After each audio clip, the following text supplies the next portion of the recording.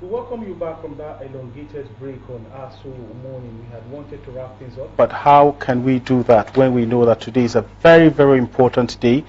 If you look up your calendar, today the global community is celebrating World Population Day. As I did introduce from the beginning of the program, of course, Nigeria is not left out in this commemoration, and there are individuals who are making concerted efforts to, create awareness about the benefits of population and, of course, the benefits of controlled population.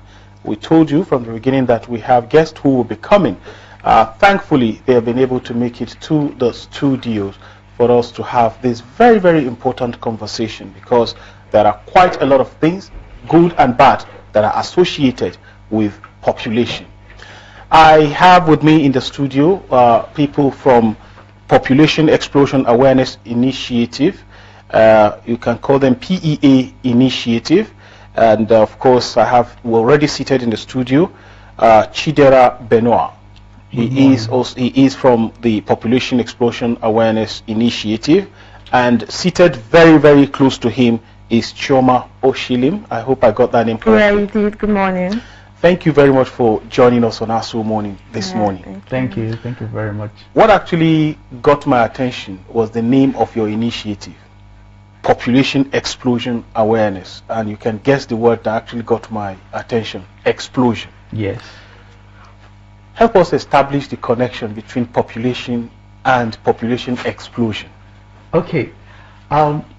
Population explosion, like when the population is growing massively.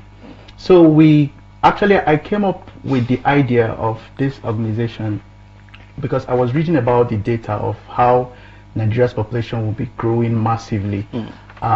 By 2050, Nigeria's population, today we have a population of about 226 million, and then by 2050, Nigeria's population would have reached 377 million, and by 2100, Nigeria's population would have accrued to 545 million.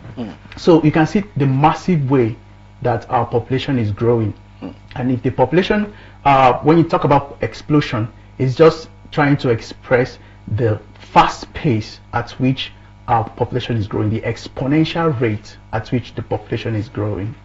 Before I let you go, when we talk about explosion, and based on what you've explained, with what are we comparing this explosion? Because if, for example, this room is supposed to take 10 people, and at the end of the day you end up having 30 people, you can say that because of the size of this room, there is overpopulation in this room. Yes. Are we saying that Nigeria does not have the resources to cater for the population that we currently have and the ones that are coming based on the data you have read out? Thank you. When you talk about maybe you want to refer to the land mass, or whether we have enough land mass to cater for the population. And the resources also. The resources. But, the resources available for sustaining the population is actually finite. There's an extent to which you can harness these resources.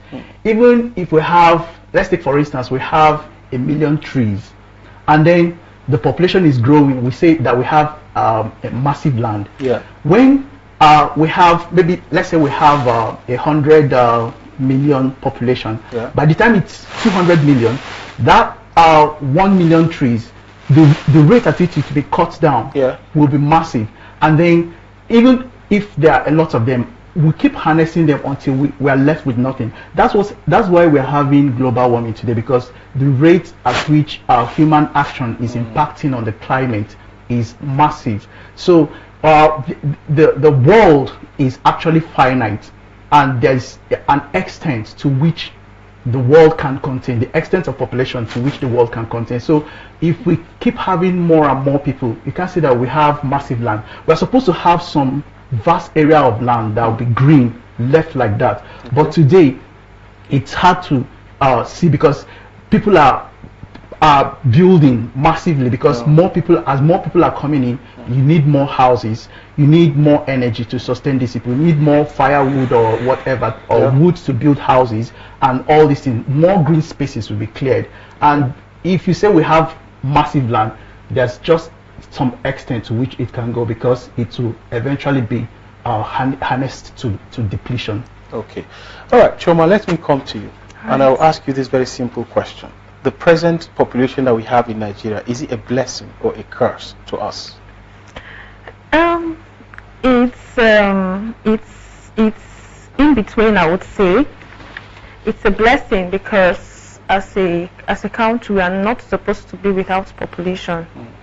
Okay, but just like he rightly explained, we do not have enough resources to cater for this population we have at the moment.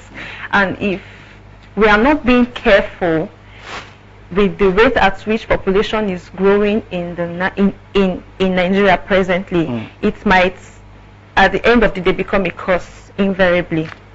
Yeah. It will become a curse. Is it already a curse? To me, I feel it's already becoming a curse, because the way, just like she said, it's good and bad, you know. But the rate at which it is now, how many of the youth are unemployed? How many people are going to bed hungry?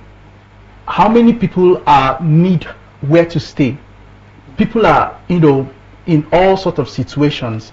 Sometimes we need demographic foresight to be able to provide for the population. But the way we're acting like we don't actually have any demographic foresight, because as the population is now, most of the youth, more people are coming out from school every year, and the labor force is already messed up, because many people that came out from school within the last 5 years don't actually have a job now, and more people are coming out. So I think that there is already a problem when it comes to population. All right. Of course, one cardinal principle as a student of development communication, one cardinal principle that I was taught that is key to consider when you are planning for a people is to first of all know how many people you are planning for. Exactly. Know the demographic, the spread, how many men, how many women, how many old, how many young, and all of that. Exactly. You read out some very impressive numbers that were about 226. Is that what you said? Yes. But we know that the last time we had our census in this country, I can't even remember. 17 years ago. Now we've been planning to have another one, and as at yesterday, the National Security Advisor just dampened our spirit when he came out to say that insecurity is a threat to the possibility of having another national population census this year. He read out some possibilities. There will be attack on population census officers. There will be attacks on people on the day of the census, and all of that, already pointing to why we may not have a head count this year.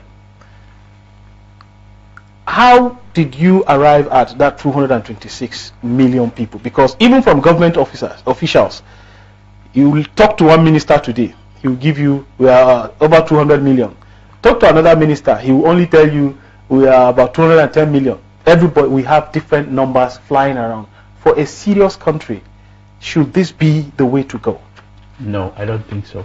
I think we urgently need a population census, because without population census, you don't actually know what you're planning for, because it's with the census that you actually plan for the masses.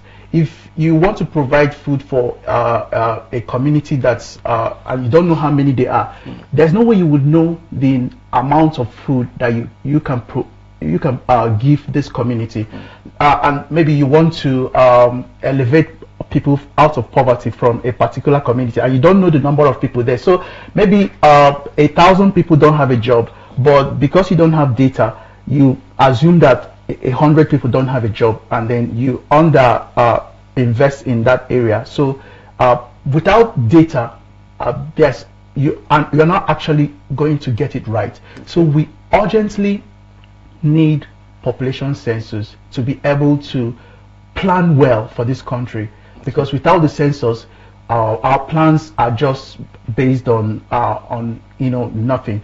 Okay. How I arrived at my numbers, these numbers are from the United Nations world population prospect Okay. from the data of 2022 United Nations World Population Prospect. That's where this data is coming from. The National Population Census, the last time they gave gave out the data was like 206 million in some years back. So, but we keep adding. Of course. We keep adding, and the rate of birthing is increasing every day, because the Nigerian population, the median age of the Nigerian population is 18. Yeah. So that tells you that the population is of youthful age. Okay. And because of this youthfulness of the population, there is more sexual activity, because the younger ones have more energy for these kind of things. For reproduction. To reproduction, and All right. there will be more and more birthing going on. All right, Shoma, at Population Explosion Awareness Initiative, what solution are you bringing forward for us to be able to have a control over this explosion? All right, thank you very much. One solution we are bringing forward for us to control this explosion is family planning. Strictly family planning, where we talk to the people, men, women, especially the women. We talk to them about the family planning and how it works. We school them, we educate them strictly on the family planning, the importance of family planning, the benefits of family planning to them as individuals, and then to the society at large. But from your interactions with the people, how would you rate the level of acceptance of your message? It's been high. Okay. It's been quite impressive. So people are getting to understand the value attached Yes. to practicing safe Yes. and non-coercive family planning. Exactly. But I will allow you to explain to us, because there are different levels to family planning. And there are also a lot of obstacles, as you are aware. We are Nigerians, very cultural and religious people. Yes. We bring all of these perceptions to some of these things. Yeah. You go to a community to talk to them about family planning, you look at you like you are from somewhere else. Exactly. You understand? So what are some of the challenges that you have faced in the process of creating this awareness when you engage, especially with the people at the local, because at least people who live in the urban areas, they are easier to talk to. Yes. Even if they will reject, they will give you reasons why they are rejecting. Exactly. But how about someone who doesn't even, they have never heard about it, they don't even know what you're talking about? For me not to give birth, why? Exactly. So the contraceptive prevalence rate in Nigeria, like that's the rate of acceptance of contraception, is around 12%. 12%. So and then we have Is that encouraging or discouraging? That's discouraging, because it's a low number. Okay. So we have we also have we have the contraceptive prevalence rate, and then we have also some the time at which people start having sex, which is around the age of 17 for girls, and then for women who are not in any marriage, their rate of contraception is like around, unmarried women, around 24%, but for women, that's the urban area, and then in the rural area we have like 8%. That tells you that in the rural area there is more challenge in the rural area, because there is more lack of information in the rural area. So the acceptance rate, so people are still being challenged in accepting family planning due to a lot of reasons. The religious factor, which which in the books, the holy books, tell that you should go into the world and multiply, and then if you're telling someone that has this high religious that holds their religion tight, that you should use family planning, then that would be like virtually telling the person to go against their religious belief, and then they will always try to challenge you in that regard. And then we also have the cultural aspect, where some places you have to, there is more people wanting to have a male child because of maybe how the culture attach more importance to the male child, and then other areas like lack of information, which explains why in the rural area there is less acceptance of family planning, because in the rural area the level of information there is less than in the urban area.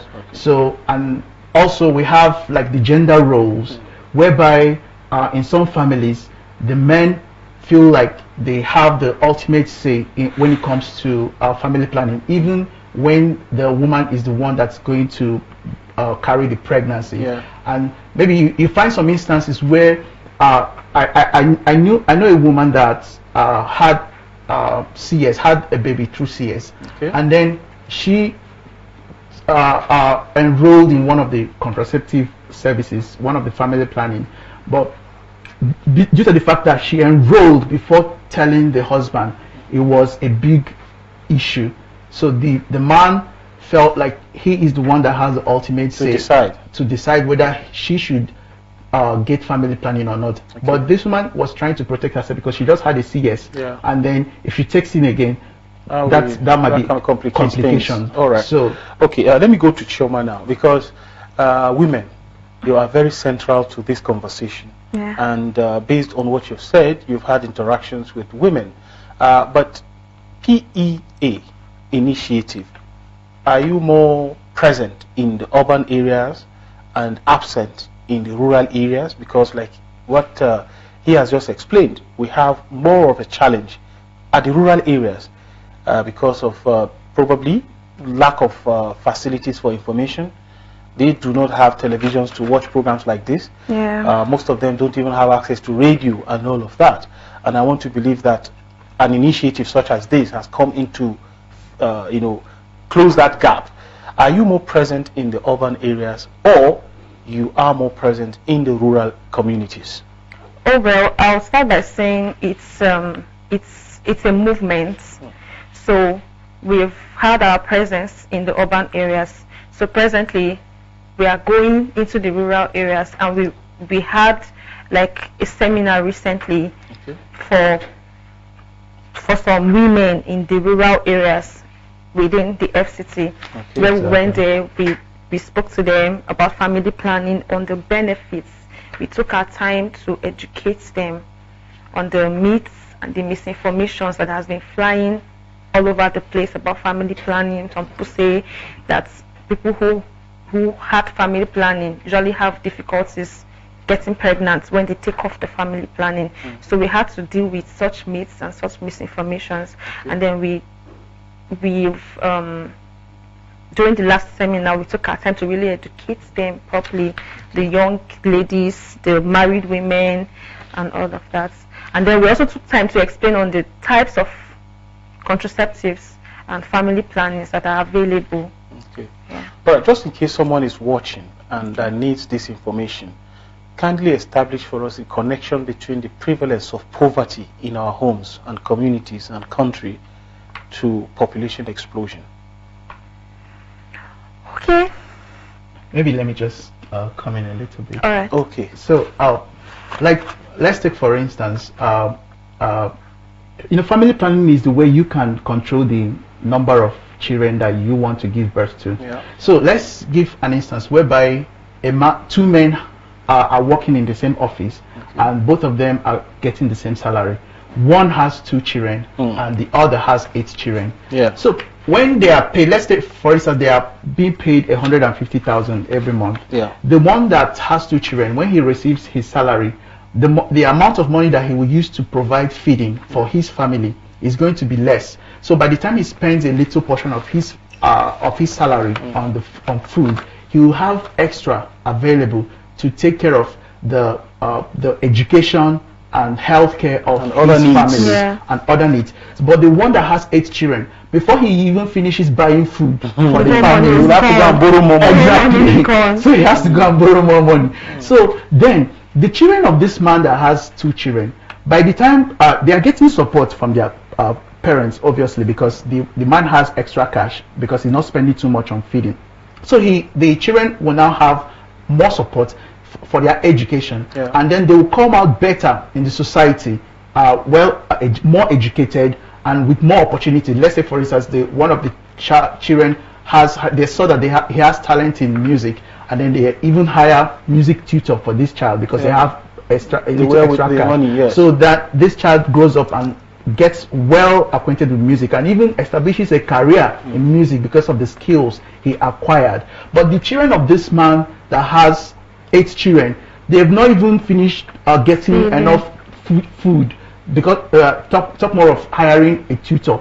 So you can see that the children from the family of 2, they'll be more progressive. True. Because the ones from the family of 8, they'll be stuck with trying to feed and all that. So the growth rate of these children from these different homes will be different. They'll be growing on different trajectory because the ones from a smaller family will have better support from their family because they are getting more money. So the poverty in the family, these ones that have more skills, they will be more employable. They get more, they get better jobs, and then they grow in the society. But these ones from the family of 8, they are stuck. They don't have certificates. They don't have skills to even progress. So the poverty keeps recycling, and they go out on the streets and do the same thing because that's what they saw their parents do. Maybe they even go on and have more children than their parents, and then it keeps on going like that. So the poverty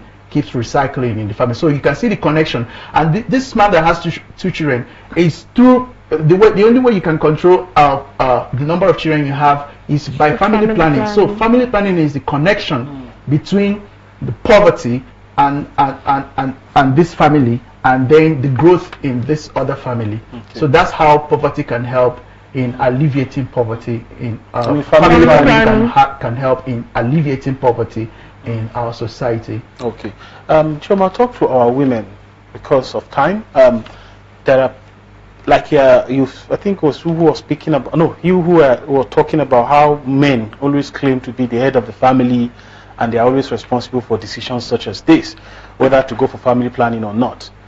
What should a woman who has found herself in such a situation do? You know for a fact that health-wise, taking in to give birth to another child constitute danger for you, and your husband is adamant about family planning. What will your initiative be advising such a woman to do in such a situation before I come back to you? Okay, I would say you as the woman, you should go to the hospital and see professionals that will suggest family planning methods that will not be of harm to you as the woman. You as the woman, you don't have to allow your husband force you to endanger yourself, to endanger your life, because whatever consequences that comes up as a result of constant betting, you as the woman will be the one to face it fully, not your husband. So I would advise you go to the hospital as a woman, meet with doctors, meet with professionals that would advise you on the best method to use. Yes. All right. Talking about going to the hospital, of course we are aware that there are different methods of family planning.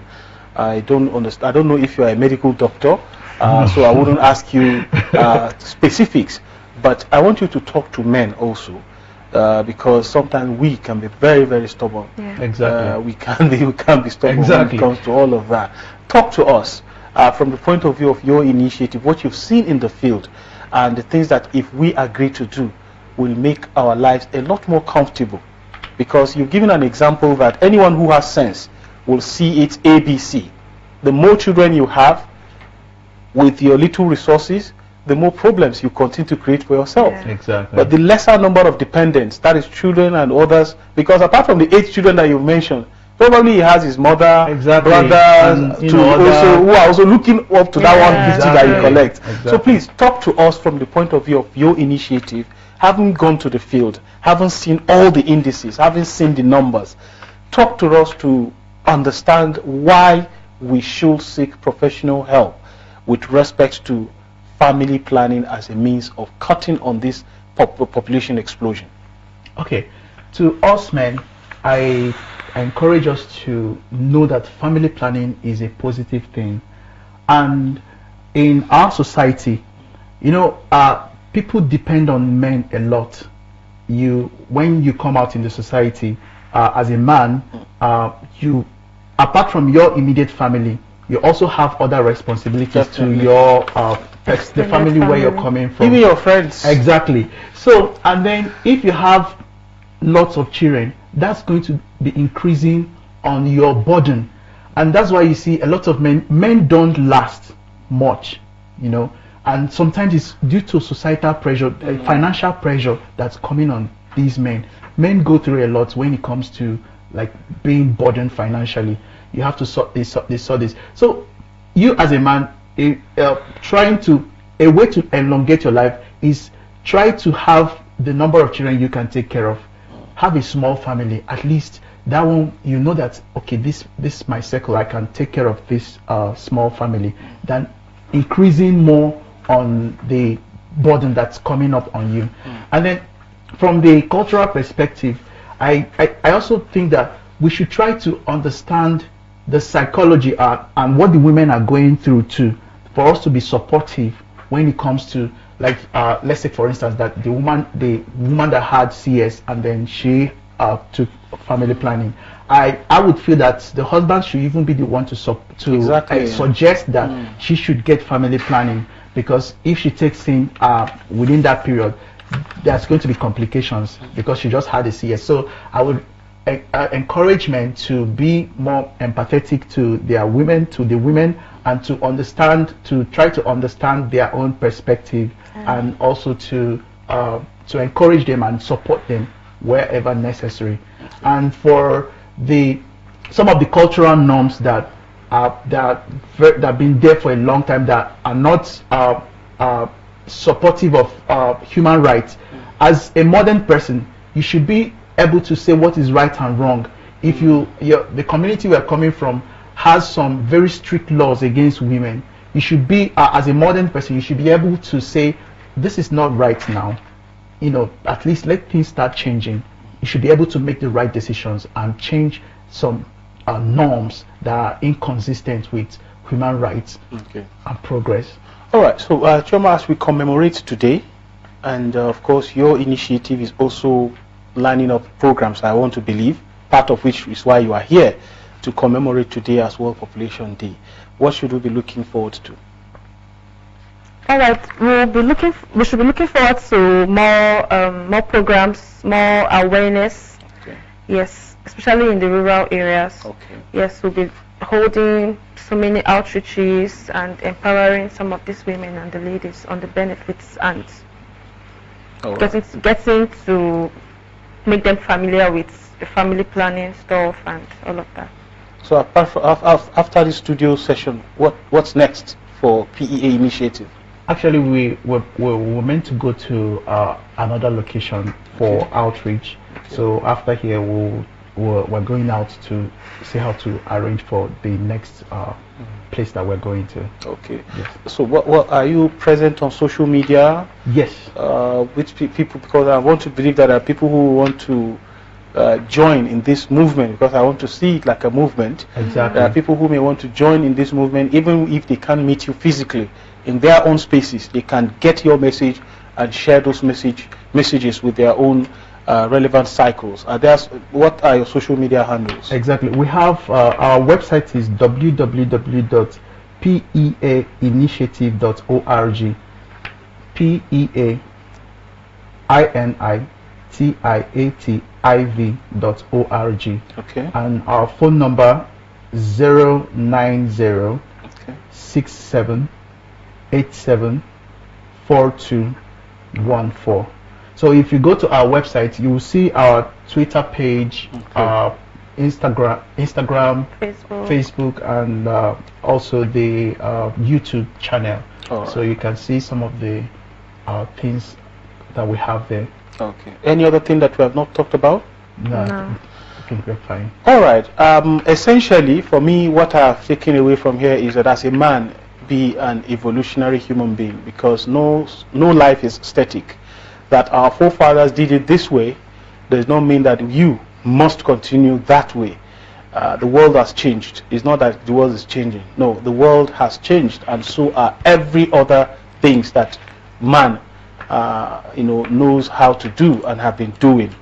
Of course, family planning, I don't think you even need anybody to come and tell you to pedal. to go gently, especially in this very, very interesting economic times that we are in. Of course, and the difference is always clear between families that have the number of dependents that they can cater for, and the families that have, that prioritize quantity over quality. I think that's the whole message. Exactly. We should prioritize quality of life over quantity. We all have the right to live. We all have the right to enjoy life, not to survive. Because when you find yourself in a very large family where the provider is not able to provide for everybody, you are just surviving. And those are the things that lead to some kind of decisions that you later regret in life. It makes a whole lot of difference. Exactly. It's what actually makes the difference between the type of life we all have one shot at this very thing we call life.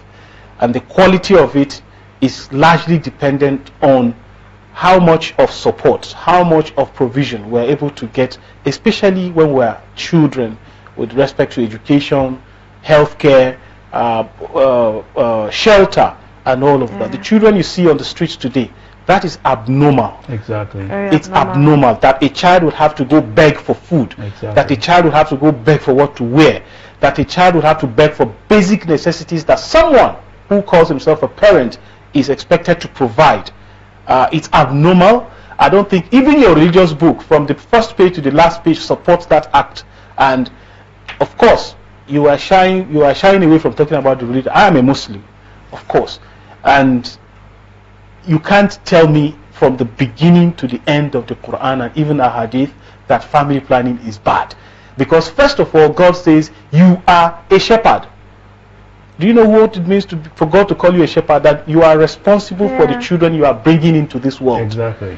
And He will question you, that each and every one of us will be questioned based on those responsibilities given to you to cater for. So what is that telling you? That you should only bring into this life the amount of children that you can be able to take care of. And if people were to actually do this, I don't think any responsible person would just go out there and populating their communities with children that they can't cater for. So I don't think we even need to say too much on this, because it's already clear that responsibility starts with each and every one of us, particularly we, the men. We live in a patriarchal society, so most of the decisions are left on the tables of the men. So we must, like Choma said, we as men, we should be the ones to support our wives to take the decision to, of course, have family planning. Nobody is saying you shouldn't have sexual intercourse with your partner. No, that's not what family planning is all about. That's why there are health experts there to help you, that you can continue to have your enjoyment and all of that, but you will now be able to decide when to have a child or not. And I think God will even be happier with you as a human being if you give birth to only children that you can be able to provide for effectively. And it's on this note that I have to say sincere thank you to you for even thinking about this, because quite a lot of us will just carry on.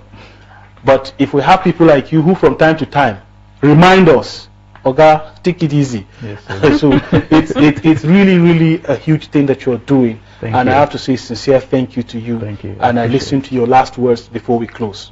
Okay, not much thing to say anymore than to just ask us to get family planning to be able to have children only when you have to have children by choice, not by chance. I wanted to say that. Have children by choice. All right, he has said it, then you can also say it. Children by choice, not by chance. Because now small family, sure pass. Yes. And I think I like that. Have children by choice. By choice, not by chance. I don't get belay again. Don't be in that category. So I have to say sincere thank you to you, Chidera. Thank you very much for being here, and of course Choma Oshilim for supporting him in all that he is doing here. I'm very sure you have your other members who are out in the fields doing this very wonderful work. Thank you. Say our thank you to them, and continue to come here anytime you have the need. We are always here to support initiatives such as this. Thank you. Because our societies, in our communities, in our homes first of all, we need some level of control. Yes. We need some level of control. Yes. It's very, very important, particularly with the way the country is going. Under the former administration of Goodluck Jonathan, we are shouting. President Muhammadu Buhari came. We are screaming. Now, now it's raining. We don't know what will come next, and the world is only for those who actually prepare for it. Yeah. We also sincerely thank you, our dear viewer, for investing your time with us this morning on this program. And this is where we have to draw the curtains officially on this edition of ASO Morning till we come your way again tomorrow. Same time, same station. Tomorrow is for the ladies, of course. You will definitely do yourself a world of good to invest your time with ASO Morning Crew, the Women Edition, Friday edition tomorrow. Thank you. My name is Usman Katun Umar, urging you to have a very splendid day ahead.